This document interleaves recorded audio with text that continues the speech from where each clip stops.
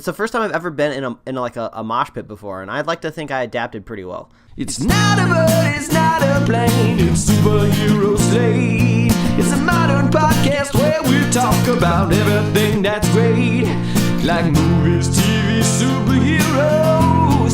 It's Superhero Slate, oh yeah. Hello everyone and welcome to Superhero Slate, the show where we run down the latest superhero entertainment news. We love TV, movies, and superheroes, so let's talk it all out. My name is Chris Dillard. And my name's Mike Royer. And this week, the DC Extended Universe is not the official name of WB's movies, Mike. We're going to talk about that. All right. Yep, Fox is doubling down on its X-Men movies. Well, they don't have much else left to double down onto. They could quadruple it with a Fantastic Four. No, that's bad.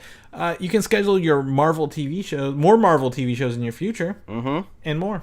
Yeah, it's another week of news. Yes, we got through last week's after missing 2 weeks ago. So I'm still living on edge. I'm on like pins and needles here, hoping all this works.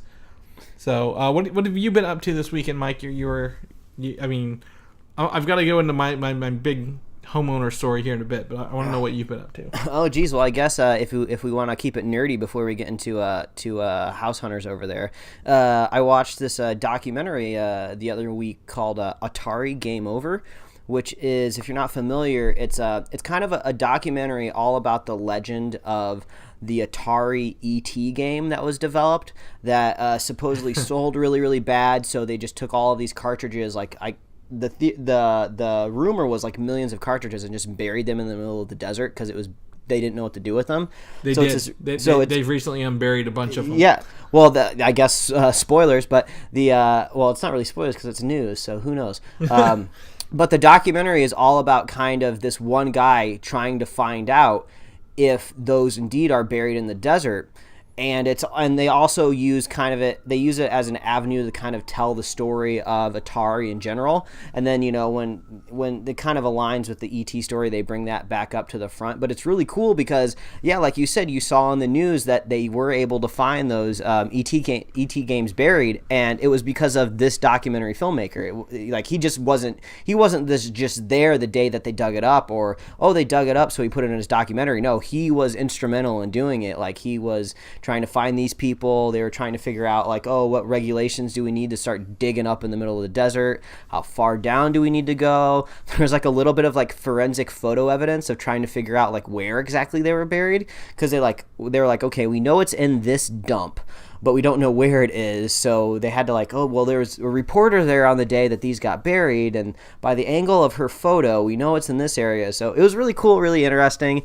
It's not too long either. It's just over an hour. So if you just want to learn a little bit about the ET Atari game and Atari and just get in and out, it's really fun. So I'd check that out. There's a lot of awesome nerdy documentaries out there on streaming services. So if you want to learn more about kind of the history of Atari, go check out Atari Game Over.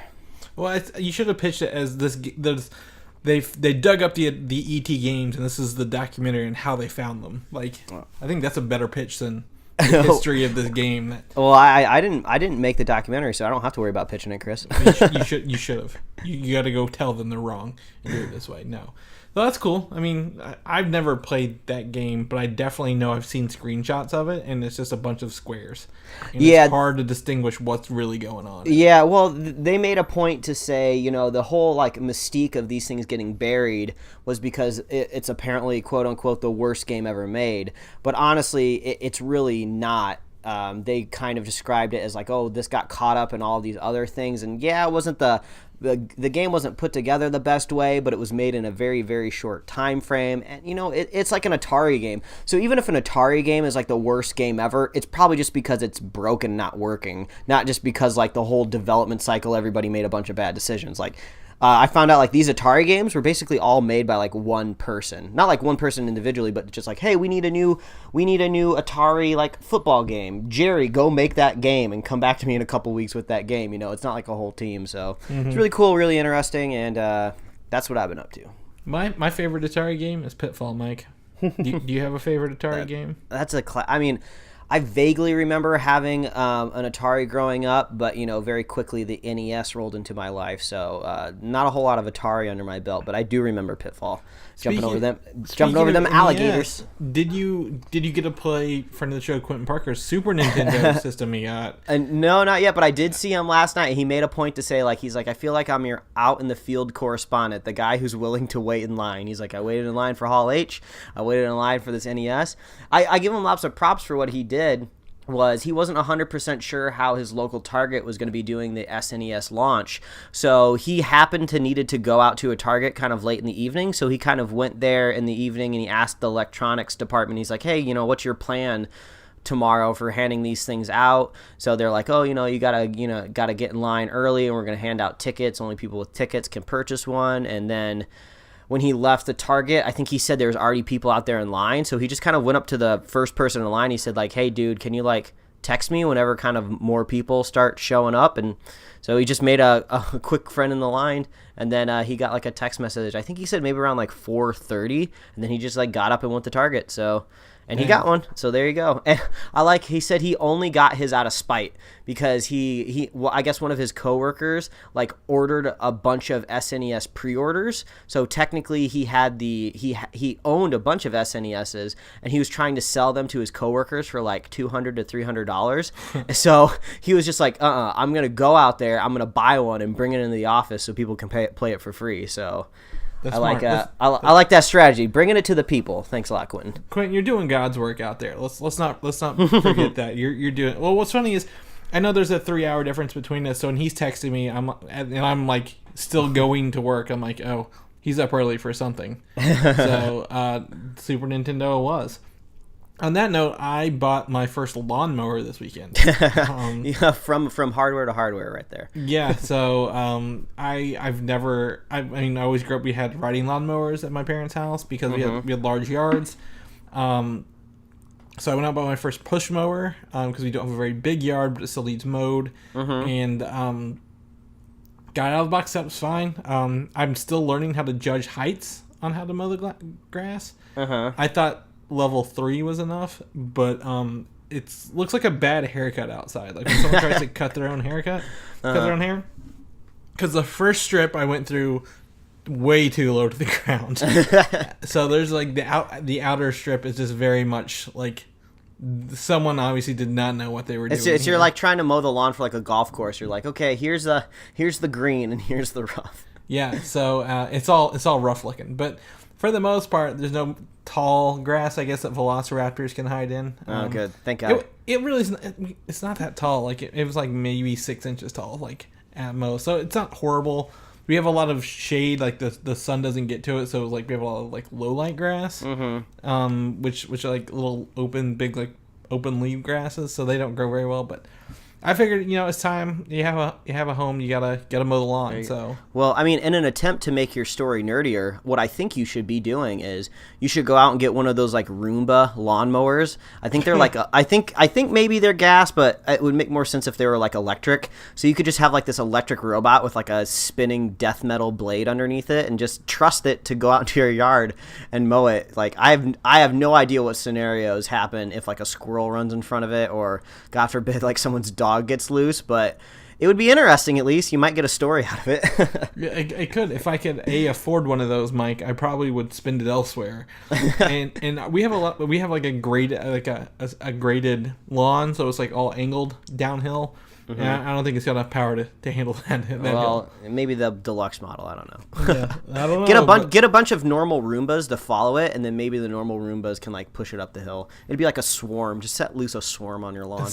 That's exactly what. Maybe I can get a drone with a blade. Just spin the drone upside down. Yeah, that's exactly what I need to do. No, we have bad ideas, Mike. We should. Great ideas. But to I guess celebrate all this and do that, I bought the game Cuphead for my Xbox. We were talking about this beforehand. Nice. And it's a hand-drawn animated video game, not computer animated, hand-drawn. Beautiful. It looks like old Looney Tunes and Steamboat Willie era animation, and it's hard as shit. So if you get that game thinking it's going to be a breeze, do not. Like, it will take you forever to beat levels. Yeah, you told me it's kind of like a Microsoft exclusive, so you got to have an Xbox or a Windows machine, right? Yes, right now it is. Do I see it going to other ones? Probably, yeah. It does kind of seem like one of those games, like whenever that contract like expires in like a year or two, it would probably come to all online consoles, but with bonus levels. Yeah, crossing my fingers. It'd be fun. Do you think that game would emulate? You probably can't emulate it yet, but if you could, do you think that would kind of fit well inside of an arcade cabinet? I don't know. It would play well probably with a joystick, because all you run, you jump, and you dash in the air. It needs 6 buttons. It would need 6 buttons. Okay, gotcha. So, but I mean, it's beautiful. It's 2-player couch co-op, so you can have a second player there. You play as Cuphead or Mugman. So, nice. Yeah, and you apparently sold your soul to the devil because you're addicted to playing dice. Oh, so sounds about right. I've been there. Story's awesome. It's really fun, but it's really hard. So if you're looking for a review of Cuphead, you can take it from like I'm not a professional level gamer, but I play pretty. I'm up there in terms of what I can do, but it's hard. It's a hard game. So, I don't know. How do we tie this back into the news, Mike? I don't know. Let's do it. All right, segue. Yes, that's kind of like the Roomba for your lawn. No, I'm kidding. So we got some Warner Brother news I want to talk to you about this week. I have not got your opinion on this at all. But Warner Brothers, according to Jeff Johns, will begin de-emphasizing its cinematic universe after Justice League. Weird. And what this means is that it's going to take a Marvel approach. Like, each movie is not going to tie into the next one directly. Kind of like they have been. Like, Man of Steel went directly into Batman v Superman, which had a throwback into Wonder Woman, which will then go right into Justice League kind of thing. Like, they're all one big string, like, one, I guess, story. But, like, Marvel doesn't do that. Like, Ant-Man can stand alone, and then he can show up in Civil War later. So I guess WB's like, okay, I guess that's smart. We can do this. The weird thing is they honestly didn't need to bring this up at all, because we don't have a big enough sample size of Warner Brothers movies to even notice this. I never noticed it at all. I never put any sort of trend together with these movies yet. I never thought they were kind of just like one stream of consciousness going from one movie to another. To me, it looked like they were following the Marvel formula, just basically maybe a little out of order and just not as effectively. Like, yeah, I guess technically at the beginning of Wonder Woman, you do see her, like, what does she get, like an email or a letter from Bruce Wayne or something like that? It's the one of the end scenes of Batman v Superman when he emails her the photo. Yeah, but to me, that's such a vague way to stitch the movies together. I never thought that they were trying to kind of create one long masterpiece. So I think it kind of is a bad way. It's a bad thing to kind of just bring this up into the world, because everyone out there is like freaking out, going like, oh my God, they're backtracking.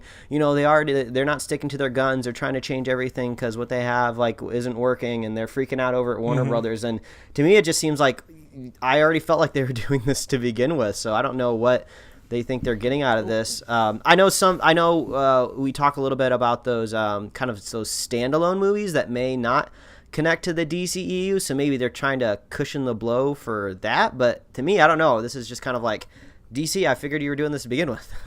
Yeah, it might be the new guard acknowledging the old guard's issue, maybe, since a lot of these movies were developed in that time frame. And I think what we say, Aquaman's the first one that's kind of not in that mindset. Yeah, basically. So maybe they're just kind of getting ready to be like, hey, this is what we want to do, even though this is what everyone else is doing. Yeah. So to me, I always felt like the next movie was always very apologizing for the previous movie. Like Batman v Superman was like, oh, we didn't cover the destruction and the consequences of Man of Steel. So yeah, but that obviously wasn't their plan. They weren't going to like, hey, let's just make a bunch of shitty movies so the next one can just apologize for the previous one. Yeah, no, it wasn't their plan, but it was always like they always felt like they were backpedaling, like apologizing, and like, oh, Wonder Woman's like, we apologize for not giving you Wonder Woman's backstory. We just kind of threw her there. And Justice League's like, well, we're sorry, we killed Superman. And so now we got to deal with that. So I don't know. It always felt apologetic. So hopefully, I look forward to this, but it seems kind of like, hey, this is what Marvel's doing, and we should probably imitate it a little bit more. Or at least, like you said, don't acknowledge it as much going forward. Yeah. So there's that. Also, the DC Extended Universe, the name is not something they created internally or use internally at Warner Brothers. It was actually like a joke by a reporter several years ago who put it out in an article, and people picked it up and ran with it. And I just always assumed that's what DC called themselves because it seems like a DC name, and I just didn't even think to look it up. But until this week, they like, no, it's like when you join Warner Brothers and the DC team, they tell you like don't use this name internally at all. Yeah, I mean, I guess I've never even noticed if anybody at Marvel ever technically said MCU. You know, it kind of feels like it feels like the iPhone X. Like no one at Apple calls it the iPhone X, but it's the iPhone 10. So it kind of just seems like one of those things where it doesn't really matter who made it up. It's here to stick. But yeah, I just figured it was always called the DCEU because we're like, well, we can't call it the DCCU like the MCU. So let's just add another letter in there so the acronym's just not totally bizarre. Yeah, no, I mean, I to me it doesn't bother me at all. I mean, they could have claimed it and be like, yeah, this is it. But yeah, I mean, I think Marvel's what's their hashtag is it's all connected kind of thing. So I don't know, maybe they need a subtitle like that. They need a good hashtag for the DC mill. Chris, to be honest, they just need good movies. So well, hashtag not as bad as the last one. Is that what they're gonna go with? Better than the last one. Better than the last one. Yeah, we're trending upwards over here at Warner Brothers. Get on for the ride. We're using positive words in these hashtags now. Let's go with that. Buy low, sell high. Yes. Jeff Johns also said that there will be an unnamed side label for the standalone films that they're going to come out with.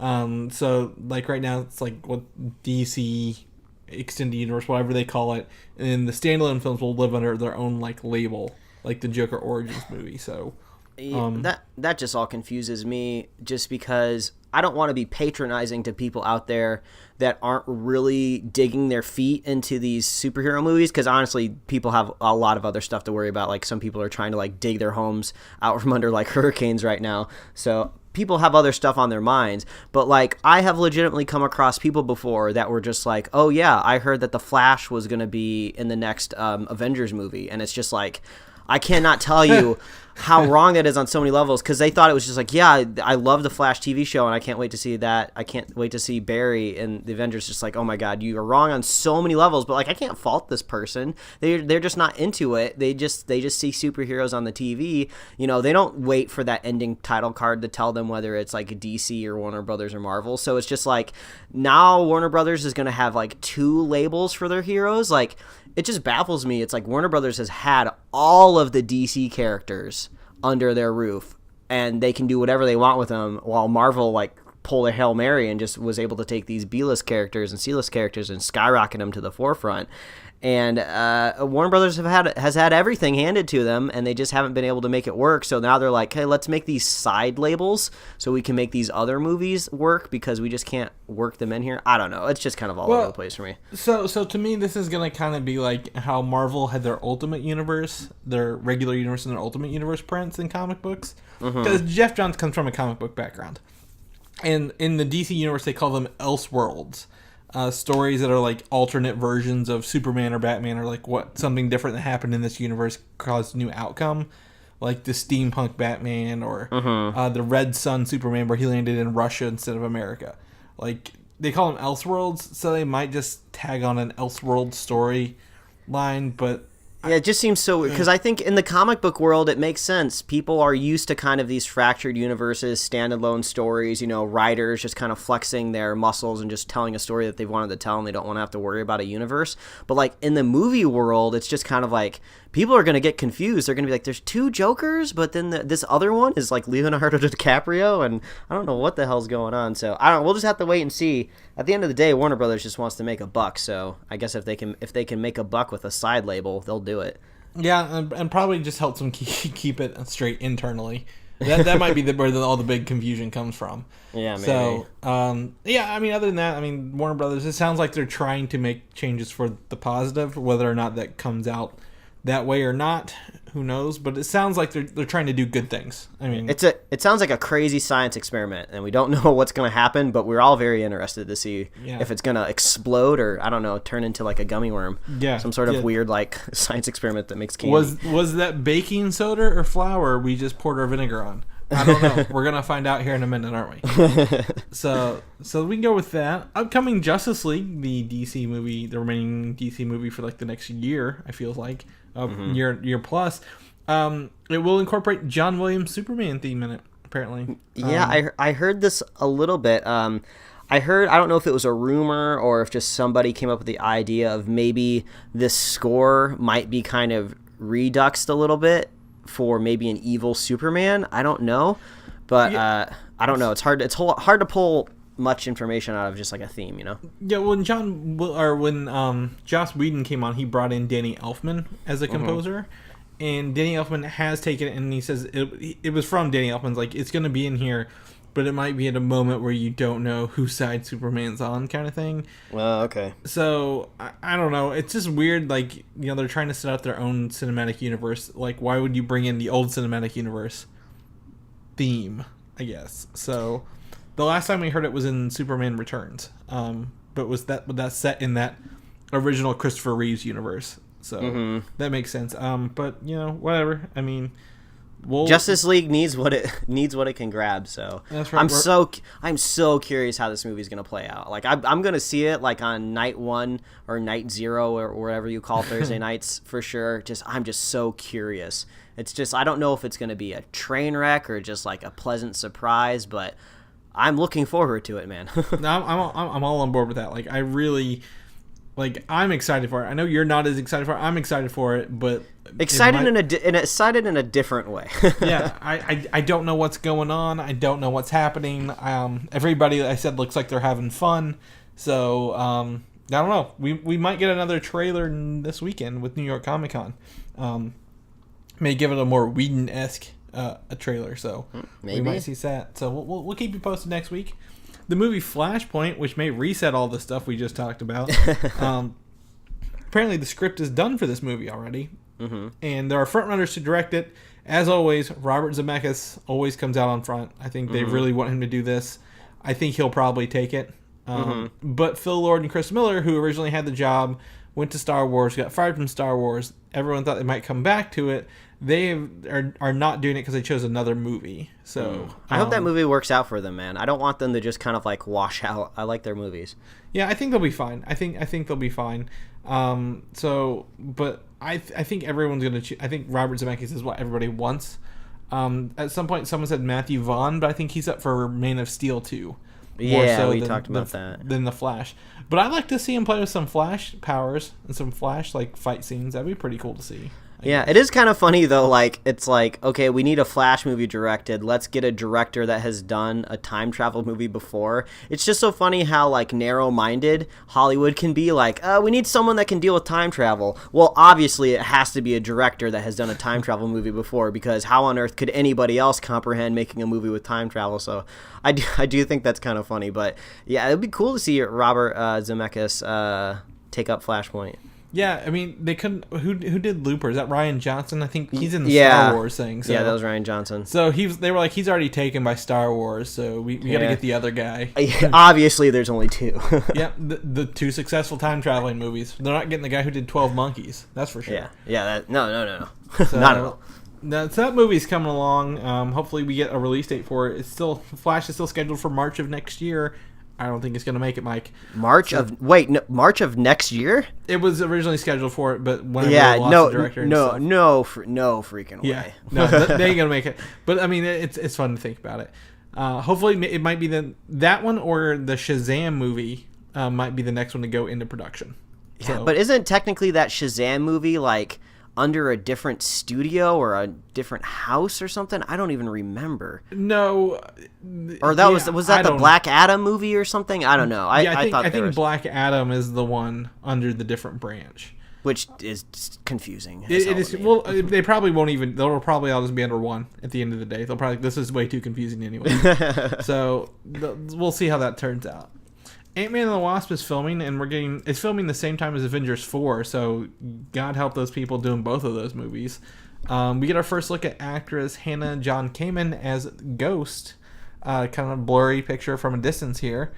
Ghost is a character most normally known as an Iron Man villain, But in this one, it looks like they're taking it, and he has the ability in the comics. He has the ability to turn invisible and walk through walls, but not at the same time. Mm-hmm. So he has to choose which power his suit activates at a certain given time. So, I mean, that's what the suit looks like. That's what everyone's kind of leaning towards. But I mean, do you think that they'll have that ability in here, or just another shrinking person? Yeah, I mean, I have no idea. It's hard for me to form an opinion around, I guess, a villain I've never heard of before. I went ahead and I Googled the Ghost just because, you know, only thing I guess I can remark on is visually, because we kind of got the set photo. The Ghost kind of has this kind of weird, ethereal, kind of creepy look to the character. Sometimes red eyes, kind of almost looks like wrapped in like a cloths in some aspects. Very ghostly. Yeah, and very kind of just unsettling to look at. But from this capture, this screen cap here, with tons of stickers and labels all over, it's really hard to tell what's going on.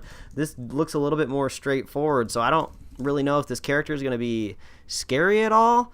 I mean, I don't see a hood on, so obviously it looks like the Wasp is there tussling, so I don't know what's going on in here, but this looks like it's possibly could be a different interpretation of the Ghost. But the powers there do kind of mesh with, you know, Ant-Man and the Wasp. You know, they get bigger, they get smaller. You know, it's all about kind of manipulating the space around them. So if you have a villain that just kind of can just negate space and go right through it, you know, that's kind of cool. Yeah, I think we'll give for some very interesting battles, definitely, for sure. My first introduction to Ghost, I believe, was the Ultimate version of Ghost, as usual. And it's essentially an Iron Man suit that Iron Man had built that someone stole, and they altered it to have those different abilities to turn invisible or walk through walls. No, that's cool. I like that idea. But if you look at Ghost, it kind of looks like that sand person from the first Hellboy movie, the guy who's like his body's made of sand or whatever, because it got like a gas mask on. So very creepy, very interesting. But I don't think they're going to go the creepy route with Ant-Man and the Wasp, sadly. So we got that going for us. Inhumans debuted on TV last night, Mike. Or not last night, Friday night. The first 2 episodes. I've actually read some reviews online. I've talked to my friend Brian Smith of Comic UI. And people kind of agree with what we said. You know, it's a lot better than people are making it out to be. And they're definitely happy that it's leaning into the goofiness rather than like taking itself too seriously. Which some people said, you know, like the first episode of Buffy the Vampire Slayer was pretty rough. The first one of, I think, Arrow was pretty rough as well. So like a lot of people have turned a little bit up and like, okay, we're actually excited to see where this goes now, rather than it's a little tinge of excitement, but almost more kind of curiosity to kind of see if they can pull it off. Like, obviously, you know, we talked about this in our review of the Inhumans first 2 episodes a few weeks back that you can go check out if you're subscribed to the podcast. But I just went in with extremely low expectations, and they met or exceeded them. So it worked out well for me. So just don't go in with high hopes, and you might have a good time. Yeah, I think like it even got like very modest ratings for like a Friday night. The DVRs still aren't in, but it's a Friday night show. I mean, what do you expect? Like it's not going to be a lot of people sitting down. So I think a lot of people will DVR or stream it. So they got that going for them. That means that season 2 has been teased heavily by the showrunner, sadly, because that guy can't, you know. Nothing he's done we've truly enjoyed right immediately. So what was his name again? Scott Buck, I believe. Scott Buck, there we go. So he's teasing season 2 pretty heavily. A lot of people are like, oh, the show's canceled, but there's some old marketing material like March era that said see the whole series on ABC, like saying series exclusive to ABC. So it's not, they haven't pulled the plug on it yet, but if it does get canceled, which probably will, the announcement won't come until all the episodes air, because it's going to shoot themselves in the foot. Yeah, I mean, and you know, it's a very small contained season, so yeah, we're gonna have to wait until everything's up. But I don't know. I think maybe the future of this show might kind of dovetail into our news next. So maybe we just lump Agents of S.H.I.E.L.D. into this right now. Yeah, because as soon as Inhumans is over, apparently S.H.I.E.L.D. takes its time slot on Friday night. Obviously put there for a reason by ABC, because ABC does not want the show But it's also going to outer space. We got our first poster, Fridays this winter. Shield, it confirms that the crew's going to outer space, which I think is kind of a bold move for a TV show. Yeah, well, it just kind of seems like we're kind of running out of things to do to I just hook an audience. So it doesn't necessarily seem like a Hail Mary, but it's just like, hey, we don't even know if we're going to get another season after this, so screw it. Let's just go to space. I'm curious to see if they're going to bring in Sword this way, which is kind of like Space Shield, I guess is the easiest way to explain it. You know, obviously they're in space. It's got to be some sort of space station maybe, or a spaceship. But it would be interesting to see if it's some sort of rogue faction of S.H.I.E.L.D. that went up into space and never told anybody, and then Coulson's just finding out. That would be kind of crazy. But yeah, screw it. Like, be like, hey, we're just this rogue show that apparently we're going to talk about here in a second that ABC didn't even want for this season. So screw it. Let's just take it to space. Well, kind of has this kind of like punk rock feel to it almost. Well, also with Infinity War arriving, S.H.I.E.L.D. usually ties into the big movie in May. Because that's when it wraps up. With Infinity War hitting when the show supposedly wraps up, and them being in space might, tie in very well together. So yeah, it's I hard can see for them me ending the show when Infinity War hits. Yeah, maybe. It's hard for me to tell if any of it is intentional, though, just because the more and more I've learned about the way Marvel TV kind of communicates with Marvel, the movies, it doesn't really seem to be a very amicable relationship. I don't think Kevin Feige wants to worry about what's going on in the TV universe, and he's kind of trying to concentrate on his stuff. So I think when he gets like pestered with maybe some of this TV things, he just doesn't want to deal with it. So it's hard for me to imagine like Agents of S.H.I.E.L.D. kind of like teeing up the space golf ball for the Avengers Infinity War. It just kind of seems like, hey, can we go to space, guys? Is that okay? And then they're just kind of like, yeah, you can put your show in space. That's okay. So I don't know how much connection's going to be there, but I guess we'll find out. Yeah, I mean, we do have two space... Well, by the time May rolls around, we've had 3 space-themed movies for Marvel and 2 ground level. So, I mean, I could see them having a little bit, like, they know... everyone knows Infinity War is coming. The movie has been shot and is done, so they probably have a little more information than they normally have. So I can see them possibly... Not teeing up the movie, but the end of this show coinciding with Infinity Wars kicking off.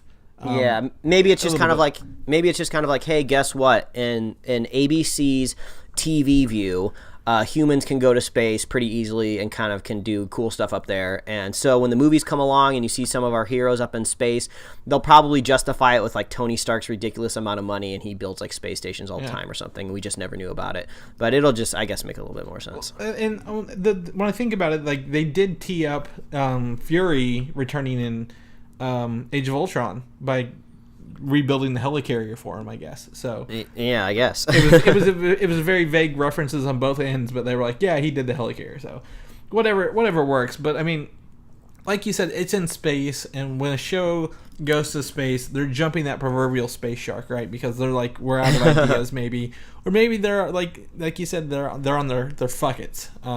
Yeah, well, I mean, because like you said, well, I guess we haven't said it yet, but yeah, the rumor was that Disney made ABC renew this show.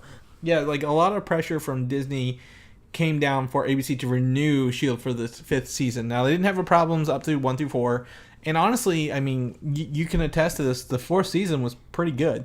It turned itself around a little bit. I'm still not gonna put it up there in like the top, whatever superhero shows ever made, but it's kind of coming to its own a little bit. Well, I mean, there's not a lot of good superhero TV shows up there. So yeah, I'd put it near the top. I mean, more so than I mean, what are we not watching? All the other ones. So I don't know. The introduction of Ghost Rider was really cool. And to see the life model decoys come to life, so on and so forth. But, yeah, I mean, Disney was like, if Disney did this, that kind of makes me think they've made this executive decision. S.H.I.E.L.D. will end on season 5 or season 6 with one of these big movies because we need it to do something. Yeah, I guess that makes sense. If Disney comes back in, I just want to humble brag for a moment here. I don't know exactly where it is recorded in the echelon of our shows, but at some point I said that Disney would artificially hold up Agents of Shield and wouldn't let it get canceled preemptively, just because they wanted to like lay claim to broadcast television superhero.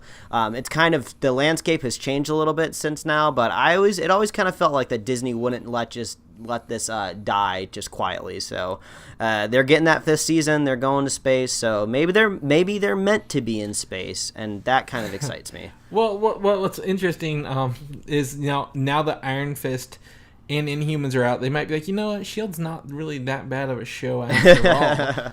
As long as Scott Buck's not touching it. Yeah, if we don't let Scott touch this could be a decent show. But that Friday night time slot's gonna be hard. Gonna be hard to pull. So it's probably. Like I go back and say like that Friday night's a death slot for it, so we'll see how it holds on for season 5 when it comes this fall.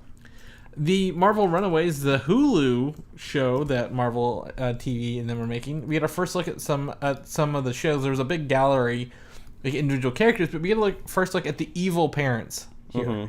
Mm-hmm. They all look kind of bitchy.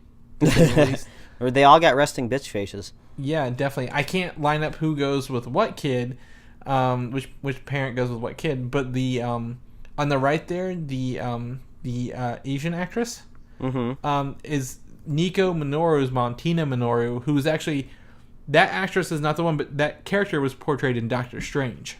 Oh. They got a different actress, but they look almost the same. So they kept the age the same. So I think they'll probably at least tie that in together a little bit. Oh, that'd be cool. They got that going for them. So here's the parents going on, and then we get a second look at the confused children. That's what I call them.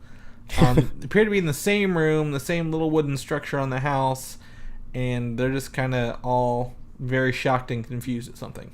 So. Yeah, isn't this show dropping towards the end of the year? I believe November 21st. Yeah, so hopefully we'll be getting a trailer soon. Actually, it makes sense. Maybe New York Comic Con we'd see something.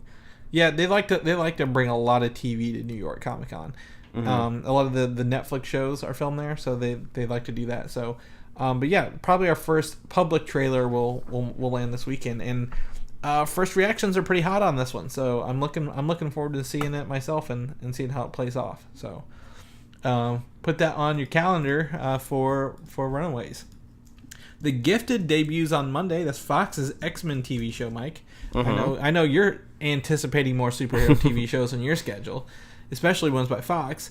But they did confirm that Polaris, the character in there with the green hair, is the daughter of Magneto, and she has to deal with that later on in the show. That's surprising. I wasn't expecting such a strong correlation to I would assume the movies. It seems weird that eventually at some point in time the Gifted would bring in a different Magneto. I'm not saying that they're actually going to bring in Michael Fassbender into the show, but the fact that they're referencing a Magneto, that's pretty impressive. I kind of just figured they would just leave that to the wayside, but cool.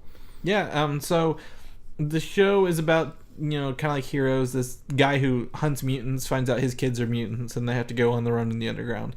But the fact that they reference that she's, the daughter of Magneto, has to deal with that, but like the X-Men and like the Brotherhood are not around anymore in this universe because of some big event that happened before, and they won't give specifics on it. So it might be Dark Phoenix related. We'll talk about that in a second. Or maybe this is kind of in that kind of other slotted kind of timeline of Logan. Maybe it's kind of in that era somewhere. It's just like, it's not really in there, but it is. There's also the Days of Future Past time hop that changed everything as well. So yeah, that's true. They always just like, Days of Future Past. There's a lot of things going on there that there's not enough yarn in the world to tie that timeline together.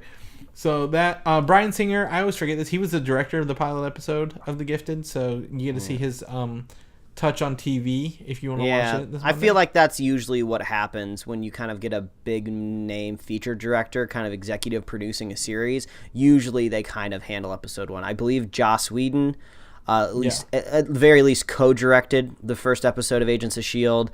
Like J.J. Abrams directed the first episode of Lost. So yeah, you probably will never see Bryan Singer touch this show again, but he directed the first episode, and he's going to be cashing those royalty checks. Yeah, I could definitely see him come back to this, maybe, because he's not on the next X-Men movies. So that's... Yeah, he'll probably go make another Beanstalk movie. Yeah, something, another Superman Returns or something like Jack that. the Giant Slayer, episode 2. Oh my gosh. But there are good reactions to this initial pilot episode, Mike, which surprised me. Oh, Because cool. it comes out tomorrow, or today if you're listening to the show. And I was like, oh, people are probably like, oh, it's generic, it's heroes. But they were like, they kind of sell it, and the action is kind of sells it. So, but it's the first episode, so who knows what kind of budget, and with Bryan Singer at the helm, what that looks like compared to the rest of them. And you know what? If you don't like it, you can just go watch Legion. I hear that's way better. Legion is way better, but you gotta 10 episodes, man. You gotta wait a while for that one. Yeah. So I might check out The Gifted, Mike. I might check it out, but on my own time, not on that. X-Men Dark Phoenix. The character Psylocke, the actress Olivia Munn, suggests that this movie is a two-parter, Mike. That Dark Phoenix is part 1, and that I looked it up. Fox does have a release date a year out from Dark Phoenix, so having Dark Phoenix part 2 a year out, the same year Marvel does their Avengers Infinity War. Chris, you want to know a good way to take a movie I'm not anticipated for and make me even less anticipated for it? Split it into 2 parts. Oh man, I was gonna say cast Kristen Stewart, but I guess not. Yeah, so I don't know if they're gonna split it into 2 parts or if that's the whole plan. If there's I don't know. X-Men, Fox has never done it, and they haven't done anything good with the main X-Men franchise lately. Yeah, well, I mean, usually, at least what we've seen with the MCU going forward is they're splitting the Avengers up, but there's going to be stuff in between it. We're going to get other stories within that universe, with Captain Marvel kind of in-betweening those movies. But I don't really know what's going to drop in between these 2 X-Men parts that, are really going to maybe connect to these movies. So, I mean, I guess it's great that it's only 1 year apart, so you don't have to wait too long to kind of finish up the story. I think the last Harry Potter movies did that, part 1 and part 2. I think those were exactly a year apart, so you didn't have to go wanting for too long. But I mean, what are they going to do if that part 1 is really, really bad? Who is going to be excited for part 2, Well, I mean, how we feel about Apocalypse. It's not a good movie. How would you feel if there was a part 2 of Apocalypse? They're still going with it. But they do have 2 movies in between the Dark Phoenix and then Dark Phoenix 2, I guess, if that's what it is. I assume one of those is probably X-Force. Get a Deadpool 3 kind of movie in there. I've almost mentally separated the Deadpool X-Force movies from this X-Men timeline just because I don't like them washing around in the same washing machine in my head. I don't want them to cross-pollinate and turn my shirts pink. So to me, Fox has a Deadpool universe and a weird X-Men universe that they're trying to unscramble. So that's the way I'm thinking. No, I like to think that as well. But we also have New Mutants coming out next year. Actually, that's our first Fox movie next year.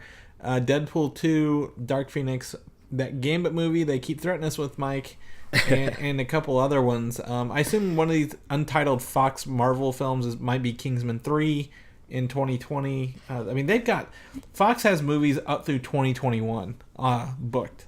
It's a mixed bag over there at Fox when it comes to their comic book properties. Yeah, we give DC some shit, but Fox is really they've just been doing it longer, and we just kind of got numb to it. Yeah, well, Fox is kind of like that hold my beer type of friend. Hey, you think that DC movie was bad? Just hold my beer and watch this. I've been doing this for years. Yeah. you want to fuck up a fan favorite as Apocalypse? Watch us do it real quick. Yeah. With an award-winning actor in the making as well. But they say that, and then also the crew for Dark Phoenix is off for the winter in Toronto, and then we'll be coming back to film more. So I assume it's probably the next one, or if it's not a 2-parter, they'll at least have the other one pick up really quickly afterwards. So we'll see. We'll have to see.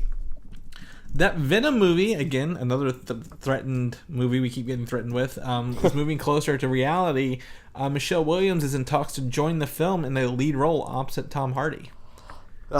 Chris, to be honest, I do not have many ways to react to this news because I'm not really familiar with Michelle Williams. I looked at her IMDb and I didn't really see many of the movies that she was in. I saw that she was in a few Christopher Nolan joints, so it made me think, well, you got Christopher Nolan and Tom Hardy, Michelle Williams. Maybe they're trying to backdoor Christopher Nolan somehow into this Sony universe. It's a weird way to do it, but I don't think that's going to happen, so I don't know. Yeah, I don't know. I mean, I'm trying to think of what I've seen. I remember her as like, was she dating Heath Ledger when he died or something like that, or they just broken up or something weird. And then was she in Shutter Island, I think? She was in, yeah, the two movies I remembered her from was Shutter Island and from Inception. I don't remember her character too well, but I mean, I guess these are strong actors coming into a very weird movie that we don't necessarily need right now. So but she was in. I don't know. I didn't know who'd she play in Inception. I don't know, man, but I swear I saw it on IMDb. If not, I think at the end of the day, I don't think many people are going to be super familiar with her. She has a familiar face, but it's not like she's done anything that I have recognized. Yeah, I pulled it up here just because I was like, I don't remember her that. She was in a movie called Deception.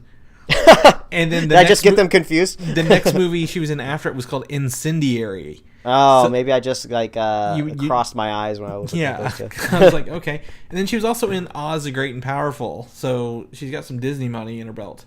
So yeah, I don't know. Dawson's Creek, there she was in Dawson's Creek for 6 seasons, Mike.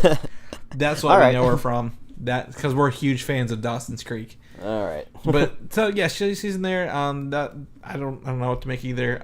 You know what? James Van Der Beek should play Carnage. I don't know if they've cast Carnage yet, but let's get James Van Der Beek in there, and he can be Cletus Cassidy. He does do a good Power Ranger. Also, I may have an in on Venom. Ooh. Someone I know might be working the production of it. I can't say more than that. I don't even know if I'm supposed to say that much, but protect the source. That's right. They are in the industry and have been on several movie sets and have given us some information, and they are excited to go to Venom hopefully. And if they do, I'll be reporting back with whatever I can. So, hell yeah!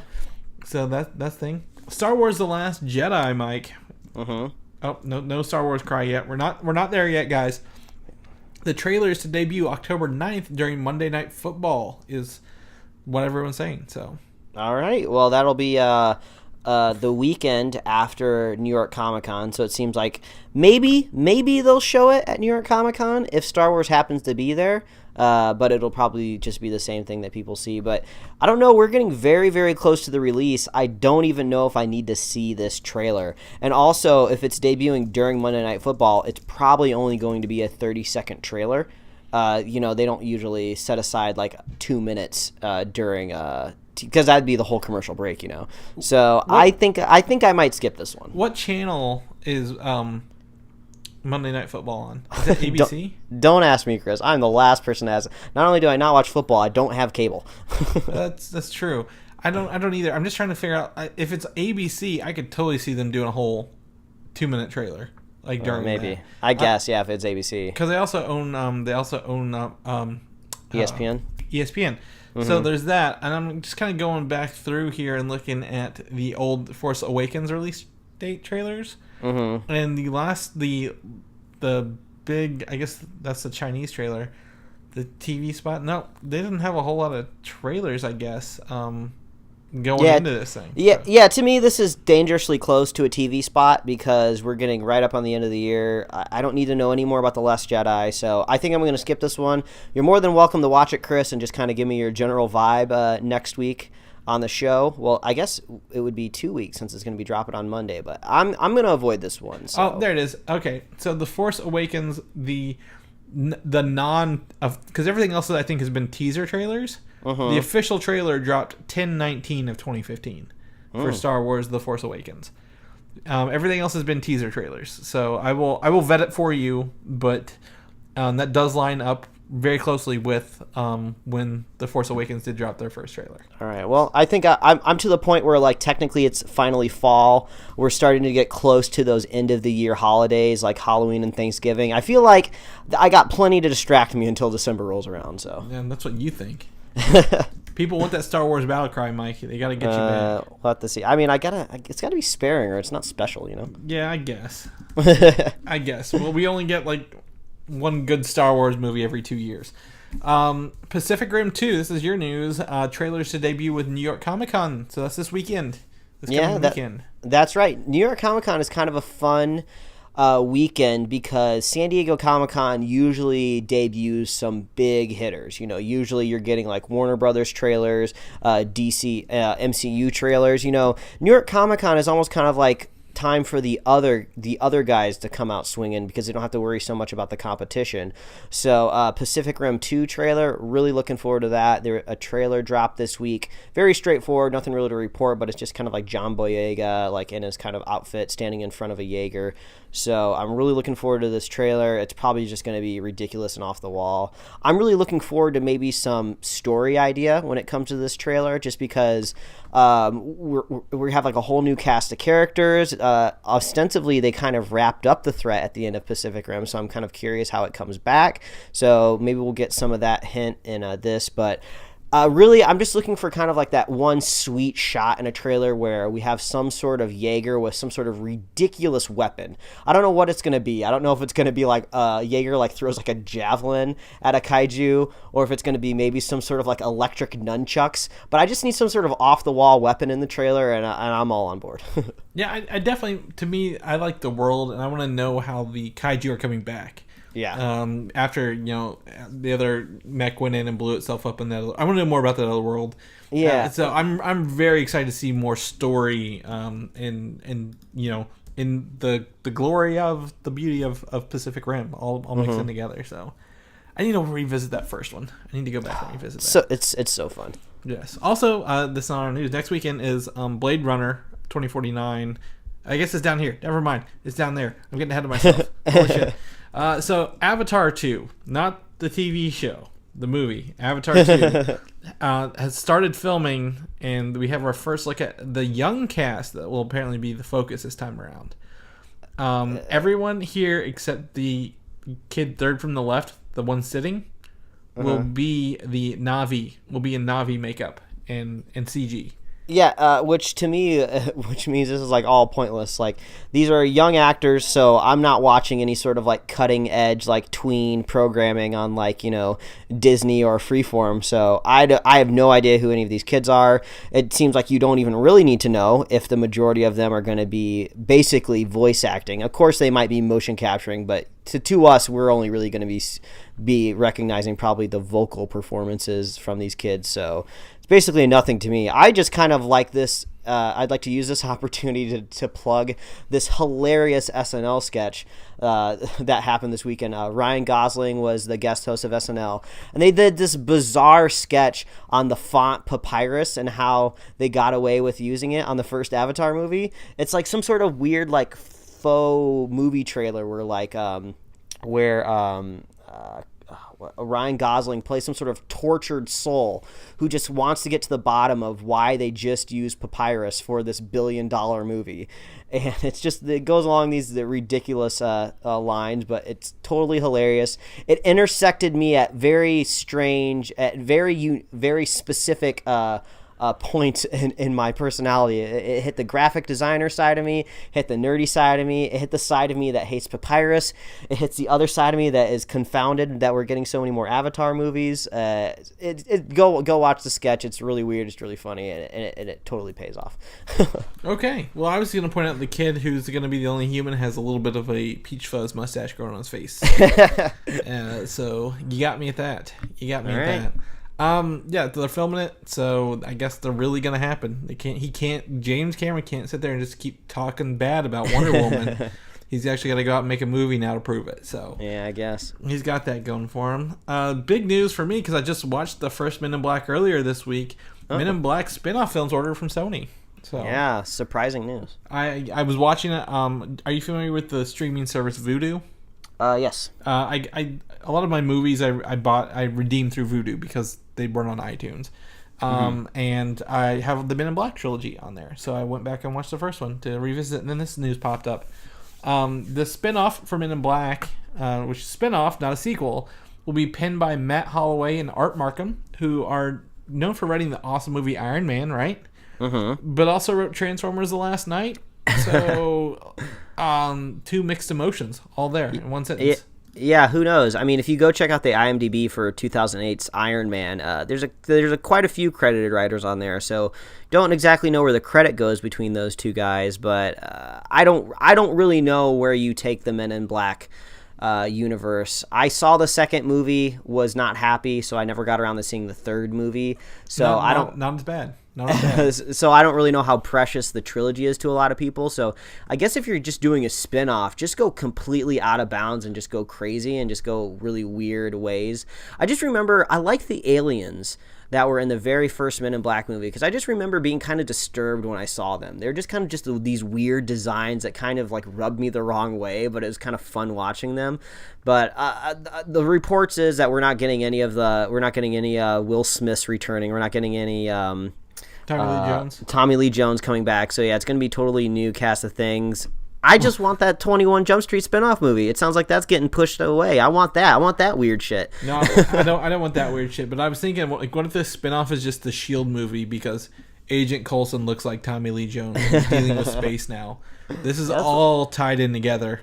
Yeah, I guess. They were like, Marvel was like, fine, you can make Venom, but you also got to make our S.H.I.E.L.D. movie that we yeah, those the weird crossover rules that they decided on. Yeah, so yeah, it's coming. I like Men in Black. The second one is just like a quick. I think I heard a stand-up coming like it's just a quick cash grab. Like they didn't care. They just made the second one to make it real quick. Yeah, and but I really like the first one. The first one's awesome. I love revisiting it. It's also got the guy who plays Kingpin in it, Vincent D'Onofrio, as the main villain for most of the movie. So that was really cool to see. Mr. Sugarwater. Sugarwater. Yeah, so that's cool. I'm all right with this. We'll see how it plays off. Blade Runner 2049. Here was that news I was trying to grab at earlier. They have a new prequel film, I guess, one of these short films, but this one's like 15 minutes, so I thought that was really cool. Called Blackout 2022, which talks about, I think it was what I was trying to gather from, it's like some sort of nuclear war or nuclear happening and dealing with replicants in that time.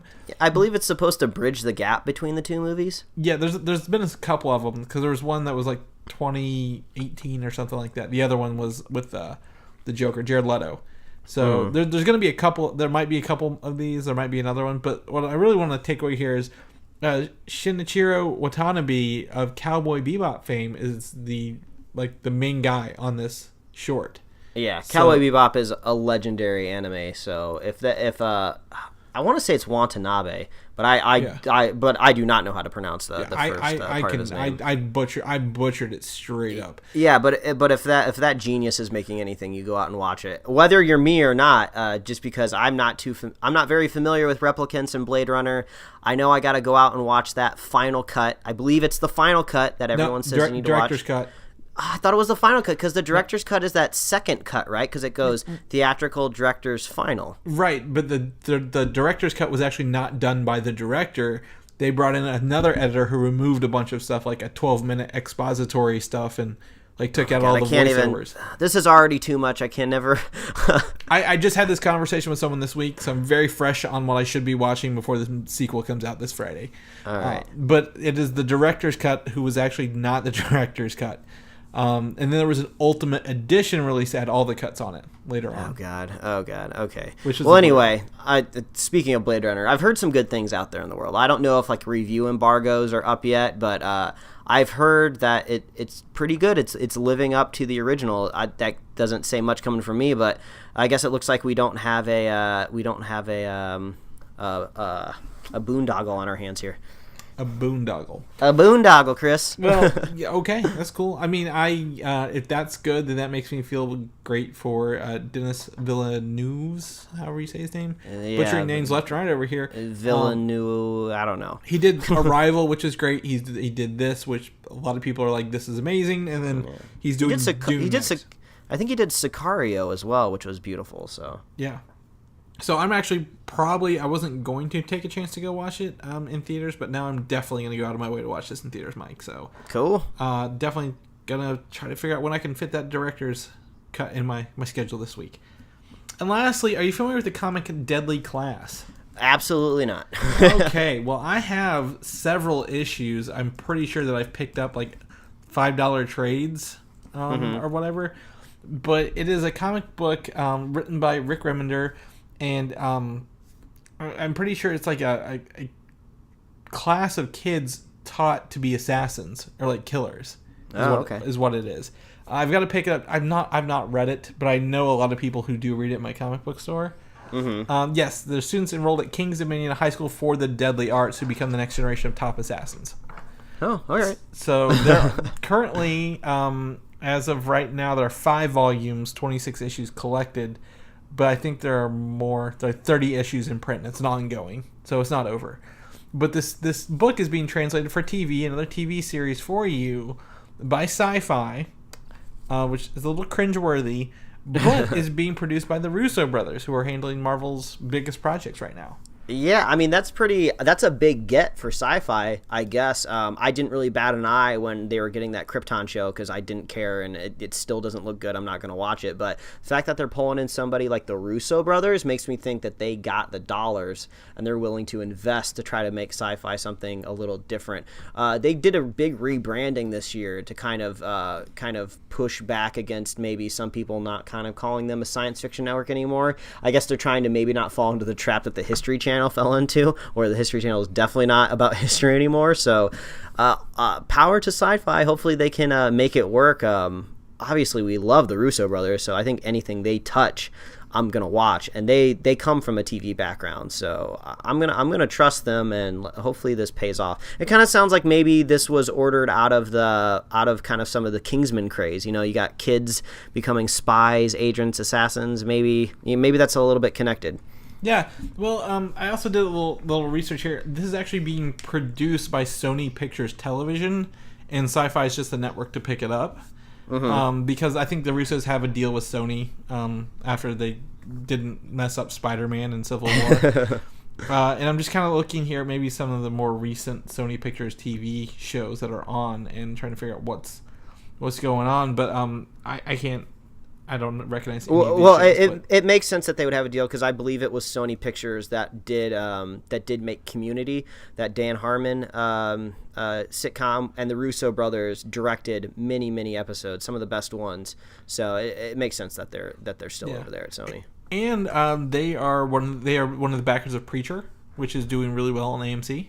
And I believe they might have done The Blacklist, which is one of my favorite shows on as well.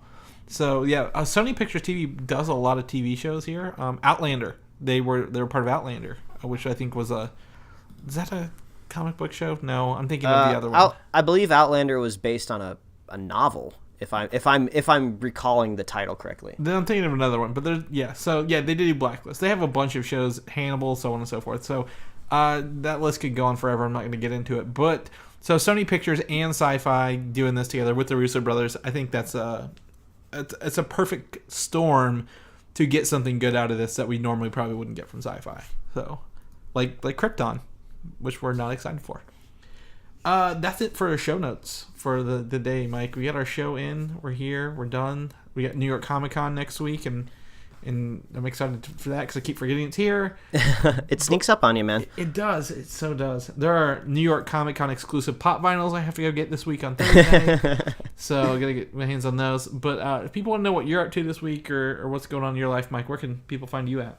Well, you can follow me at Mike Royer Design on Twitter and Instagram, and you could read my webcomics at pickledcomics.com. Chris, if people want to follow you, where can they check you out, man? You can find me on Twitter at Valdan, Valdin. You can also check out stuff on Comic UI. You can listen to my other show, Film Side Chats, or head over to YouTube and search the DNN. That's short for Destination Nation to see the videos I put out at the comic book store every week. So, Sweet. got that going for us. If people, this is their first show, they're listening to us, they just heard our Inhumans review, now they're listening to our regular show because that came out. To the public, where can people find us at, Mike?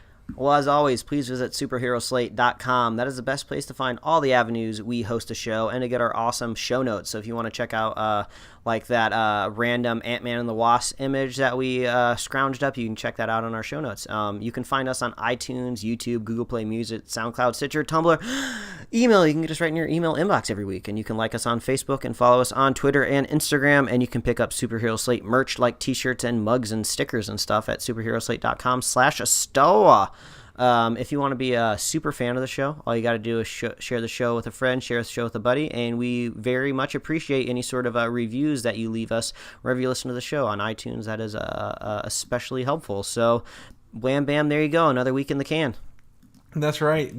I'm good for this. I just realized it's the Rick and Morty season finale, Mike. I got to go get my seats ready for that and check that out. So I guess we'll catch you guys next week.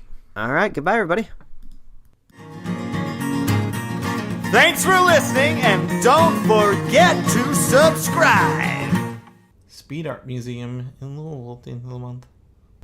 Speed Art Museum. There's a Speed Art Museum? In Louisville, yeah. Oh, that's weird. Yep. A lot of people on speed just doing art.